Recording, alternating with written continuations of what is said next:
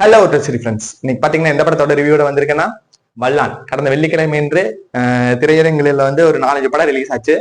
அதில் நம்ம Sundar C sir நடிச்ச படம் தான் வல்லான். இந்த படத்தோட கதைக்குள்ளதுக்குள்ள டைரக்டா போலாங்க. அதாவது வந்து ஒரு கிறிஸ்டியன் அதாவது மத போதகர் இருக்காரு இல்லைங்க, மத போதகரோட மருமக வந்து மர்மமான முறையில வந்து துண்டு துண்டா வெட்டி கொலை செய்யப்படுறாரு. அப்படி கொலை செய்யப்படுறப்ப வந்து போலீஸ் விசாரணை ஆரம்பிக்குது. அப்படி வந்து போலீஸ் விசாரணை ஆரம்பிக்கிறது கமிஷனர் சாரே வந்து ரெக்கமெண்ட் பண்ணி நம்ம சுந்தர் சி சாரை அனுப்புறாரு. ஏன்னா சுந்தர் சி சாருக்கு ஒரு இந்த கதைக்கு இந்த ஒரு விஷயத்துக்கு தொடர்பு இருக்குது.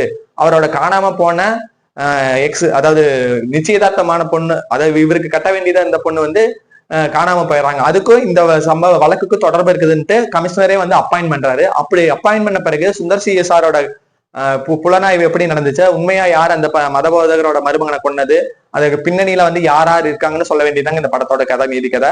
எனக்கு உண்மை இந்த படத்தோட ஃபர்ஸ்ட் ஆஃப் வந்து ரொம்ப ரொம்ப பிடிச்சிருந்துங்க. அவ்வளவு இன்டென்சிவா நல்லா கொண்டு போயிருந்தாங்க. சுந்தர் சி சார் விசாரிக்கிற விதம், அந்த ட்விஸ்டுகள் வர விதம், இது எல்லாமே வந்து நீட்டா பிரசன்டேஷன் பண்ணாங்க.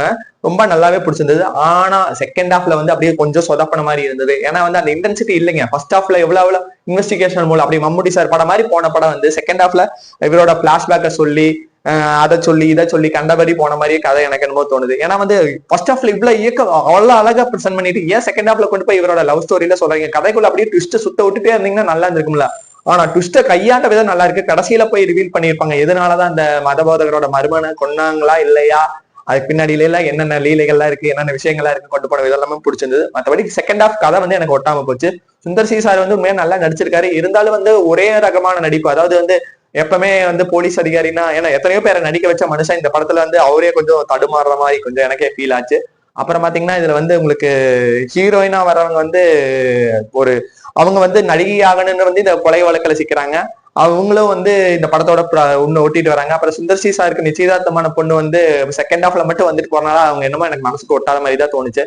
மொத்தத்தால இந்த படம் ஒரு நார்மலான ஒரு சஸ்பென்ஸ் த்ரில்லர், மிஸ்ட்ரி த்ரில்லர் தானே வழியா அது புதுமையான விஷயம் எதுவுமே சேர்த்தாம ஒரு டெப்த் இன்டென்சிட்டி இல்லாம ஒரு சப்பையா முடிச்சதே ஒரு இதா போச்சு. எனக்கே கொஞ்சம் வந்து என்னடா இது இப்படி எடுத்து வச்சுட்டானுங்களே, ஃபர்ஸ்ட் ஹாஃப் இவ்வளவு அழகா கொண்டு போய் பிரசன்ட் பண்ணிருக்காங்க, செகண்ட் ஹாஃப்ல ஏதாவது ட்விஸ்ட் மேல ட்விஸ்ட் விடலாம், ட்விஸ்ட் இருக்கு, ஆனா அது வந்து ஏதோ திணிக்கப்பட்ட ட்விஸ்ட் மாதிரியே தெரியனால எனக்கு என்னமோ மைண்டுக்கு ஒத்துக்காத மாதிரி தெரியுது.